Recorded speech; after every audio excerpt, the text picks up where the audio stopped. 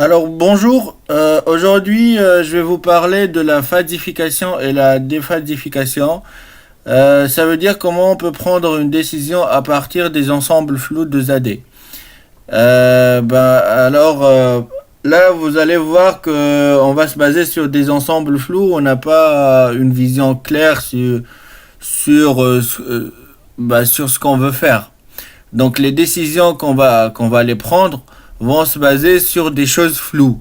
Ça veut dire sur des intervalles. Ça veut dire que j'ai pas une valeur claire pour quelque chose. Donc j'ai un intervalle par exemple. Donc je ne sais pas mon valeur est exacte ou pas. Donc là quand je le mets dans un intervalle, parce que j'ai pas une vision claire, c'est pour ça que je le mets dans un intervalle. Et donc c'est à partir de là, en rassemblant ces intervalles-là, on peut commencer à dire qu'on est dans un contexte d'ensemble flou, ou bien des nombres flous. Donc ça s'appelle la fadification, c'est le mettre en valeur ou bien en mettre par des présentations bien spécifiques ces choses-là. Par exemple, je veux prendre une décision sur un moteur qui tourne. Il a maintenant, on va dire, 19 degrés. 19 degrés, je veux voir sa puissance. Or que j'ai pas ni une vision claire pour juger sa température, ni sa puissance. J'ai pas une vision claire. Par exemple, mon moteur à moi a une température et une puissance. Ça veut dire si la température est haute. Voilà, donc on va prendre cet exemple-là. J'ai la température qui donne la puissance de mon moteur. Si par exemple la température est plus que 30, donc là je mets un intervalle de 30 jusqu'au plus. Donc sa puissance va être faible parce que là il s'échauffait trop. Donc là, very high, non, plutôt là j'ai very high puissance. Ça veut dire il est très puissant quand la température est haute. Quand la température est very hot. Quand la température est haute, donc soi-disant on est du 20 au 40. Là je sais pas, hein, mais je l'ai défini comme ça. Je définis qu'est-ce que c'est une température haute. Donc là je dis qu'elle est pour moi elle est entre 20 et 40. Donc ce qui va me donner une puissance haute aussi. Elle n'est pas very haute, mais elle est haute parce que la puissance va être entre moins 0,5 volts jusqu'au 0 volts. S'il est normal, s'il est dans une température normale de 10 à 30, donc là, sa puissance va être pour moi normale parce qu'il va tourner entre 0 volts et 5 volts, ce qui est pour moi quelque chose de normal. Et voilà, ça c'est mes caractérisations de problème. Donc tout dépend, la puissance dépend de la température. Donc j'ai pas une vision floue sur les nombres.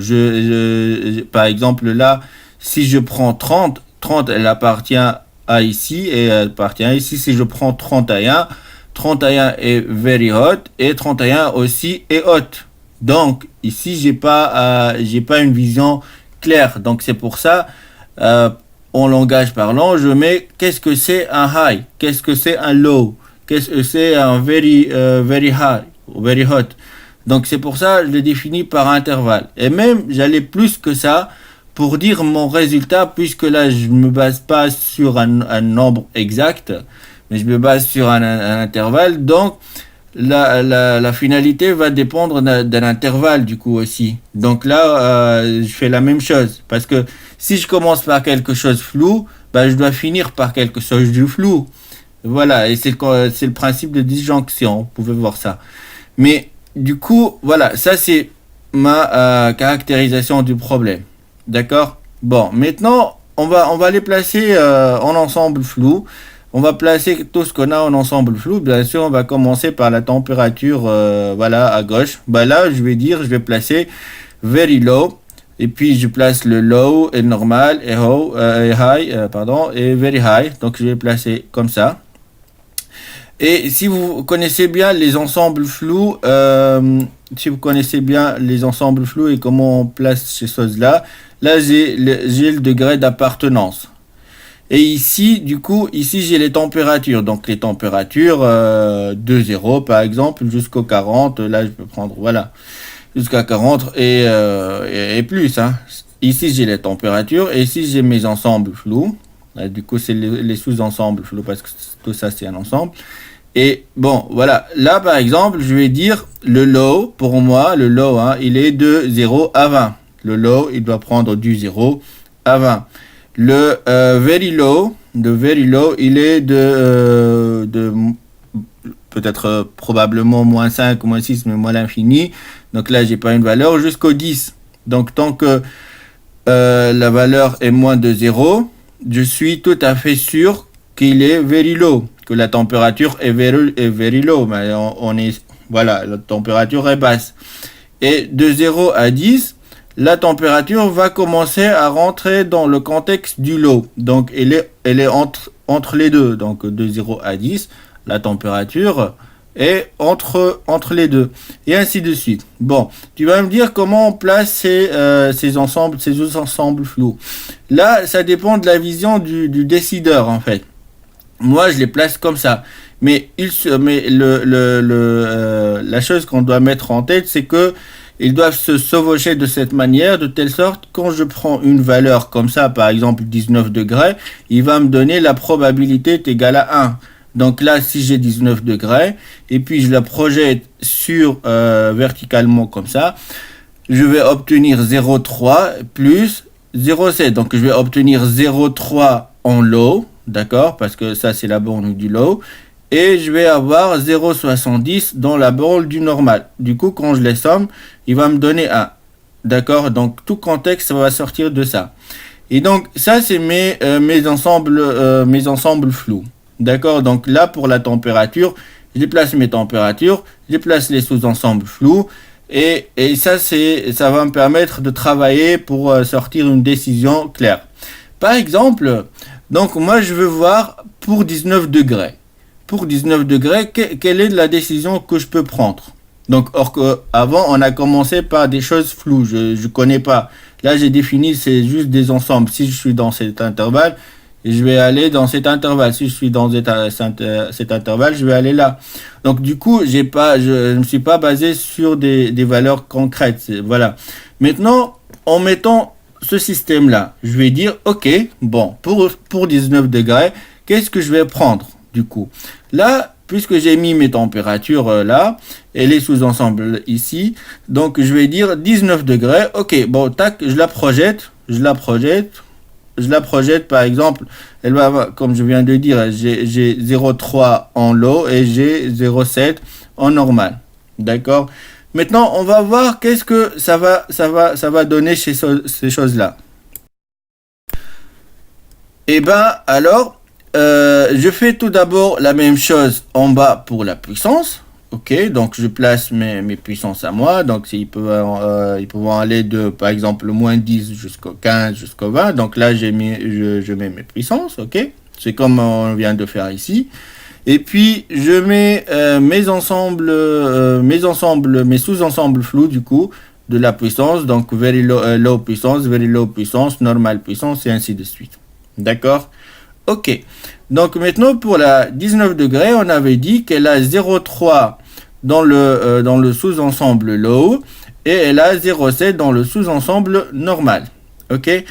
Donc je reviens ici, je fais une projection horizontale maintenant, c'est plus vertical, mais maintenant je prends ces valeurs-là horizontalement. Je fais des pointillés en 0,3, je fais des pointillés en 0,7. Voilà, je le projette comme ça. D'accord?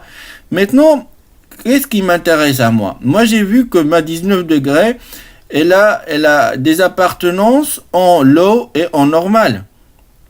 D'accord? Donc, en low et en normal. Donc, elle est là en low, voilà, et en normal. Donc, on est bien sûr. Donc, le low et normal, pour moi, il se coïncide avec le normal puissance et low puissance.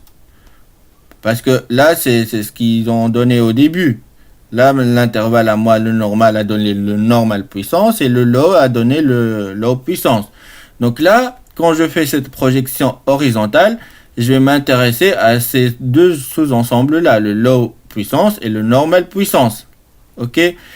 Et donc là, je vais coloriser ce que j'ai eu, quoi, lors de la projection. Bah là, je fais en rouge. Bien sûr, je ne m'intéresse pas aux autres. Hein. Là, je prends le low puissance et le normal puissance parce qu'ils sont là. Bon, je colorise. Et ça, c'est mon domaine de prise de décision. Donc, ok. Maintenant, je dois prendre une décision de dans cette area ici. Bon, je fais ce qu'on appelle maintenant la déphasification. Parce que là, j'ai fait la phasification. Maintenant, je vais déphasifier tout ça. D'accord? Pour prendre une décision. Là, il y en a beaucoup de concepts. Ou bien, ça dépend ici du point de vue de décideur ou bien du problème. Ici, ce qu'on appelle le centre de gravité. Il y a ici, si par exemple on peut se baser sur le centre de gravité, donc centre de gravité, c'est qu'on va essayer de trouver un centre de cette aire-là. D'accord? Donc, là, cette manière, si je vais me baser sur le centre de gravité, je vais dire, alors, je vais prendre, regardez ici, j'ai moins 5 fois 0, donc j'ai moins 5, donc en horizontal, ça coïncide avec le 0. Puis, je monte un peu, j'ai par exemple le moins 4 qui va se coïncider avec 0, 1, et ainsi de suite. Donc, je vais commencer à faire, à prendre ces points-là, d'accord? Donc, moins 5 fois 0, plus moins 4 fois 0, 1. Par exemple, là, je prends 0, parce que 0 fois 0, 3. D'accord? 0 fois 0, 3. Et ainsi de suite. Donc, j'ai l'abscisse fois l'ordonnée. Je le mets en haut. Et en bas, je vais diviser par l'abscisse. Donc là, je divise par 0, plus 0, 1, plus ainsi de suite, plus 0,3 et tout ce que je vais trouver. Et bien, alors, à l'issue de ça, là, je calcule mon centre de gravité qui est juste la multiplication de deux valeurs, comme on vient de dire, donc ça fois ça, ça fois ça, et puis je divise par les données, donc j'ai 0 plus 0,1 par les appartenances, d'accord? Et là, je sors une valeur pour dire, pour 19 degrés, parce que là, le centre de gravité, il est où? Il est dans le contexte de la puissance. Il est dans la puissance, on est bien d'accord. Donc, par exemple, il va me donner, pour 19 degrés, tu vas obtenir 3, ce qui est, bien sûr, 3 volts, parce que là, on travaille en volts, hein, on est dans le contexte de puissance, d'accord? Il y a aussi des personnes qui raisonnent sur la haute manière. Ça veut dire ils vont prendre les bornes hautes de ce schéma-là, de cet ensemble flou. Donc les bornes hautes pour nous, c'est ces deux points-là. C'est le point qui a le plus d'appartenance, c'est le 0,7 fois 1. Donc soit disons que ici j'ai 1 plus j'ai ça qu'il est 5 fois 0,7. Ça, c'est les deux bornes hautes. Et puis, comme on vient de faire, de diviser par leur appartenance. Donc, leur appartenance, c'est 0,7 plus 0,7. Et là, je calcule et je sors une valeur. Ça, c'est l'approche optimiste. Si je suis très optimiste, 19 degrés au maximum va me donner telle valeur en puissance. D'accord? Si je suis pessimiste, je peux prendre l'inverse. Je peux me baser là. Ou bien je peux prendre le middle of the max. Donc ça, je prends le middle of the max.